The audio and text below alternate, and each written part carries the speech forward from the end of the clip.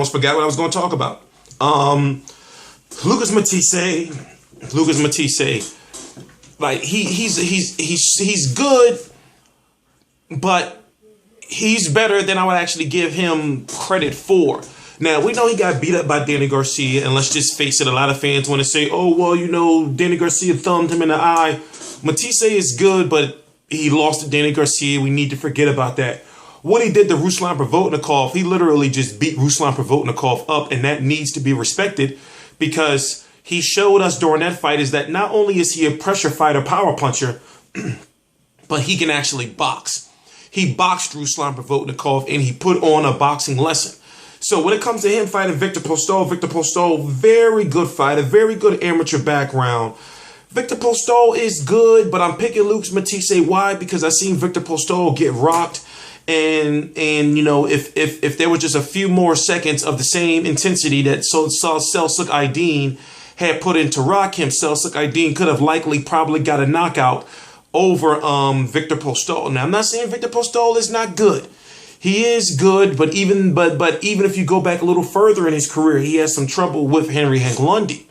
So we know Lucas Matthysse with fights against Zab Judah, Devin Alexander. You know, Devin Alexander was the first person to ever put him down, if I'm correct, to knock him down. Correct me if I'm wrong.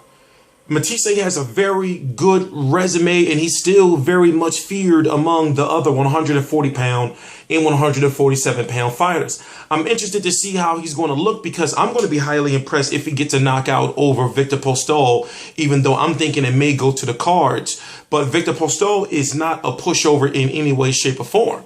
He can box. He's had very good fights with Selçuk Aydin and Henry Lundy, and there's one more fight I'm missing, Chop Corley. But to me, he seems to be in that European, like stuck in like that European style of he never pushes it to the extra gear. You know, kind of like how Matvey Korobov got in trouble with Andy Lee. He never pushed it to the next gear. So when it comes to Lucas Matthysse, of course, there's fights that I would love to see Lucas Matthysse in if he wins.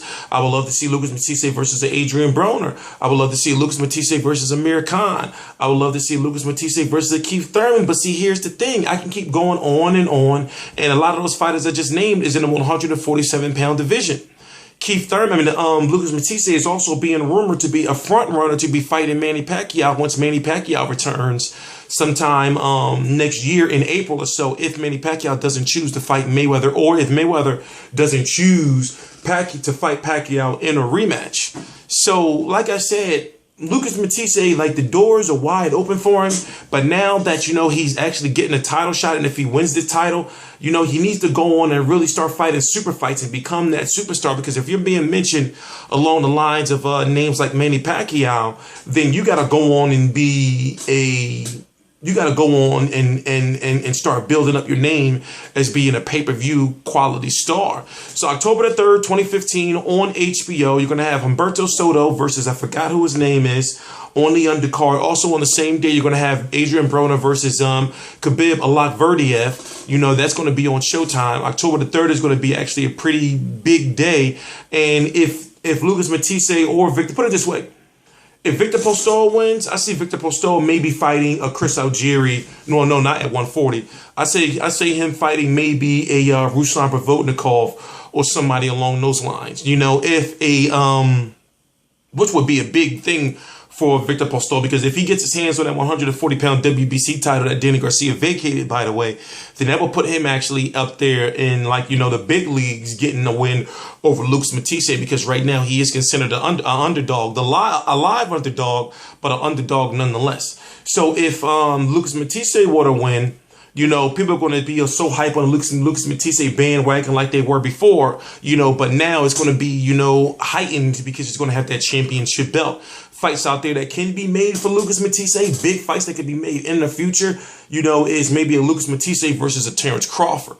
Now, that would be a crazy, super, mega fight, but can it be made? Now, remember, we gotta understand that this is a 140-pound title Lucas Matthysse is fighting for. You know, so putting him up there in his next fight against 147-pound fighters doesn't make sense, because he needs to reign at 140 pounds and maybe, you know, go after other 140-pound titles if he could. You know, so I'm T Street Controversy. This is T Street Controversy Live with RealCombatMedia.com. And I'll cover every single major fight live. Just like after this fight, I'm going to be here. T Street Controversy Live.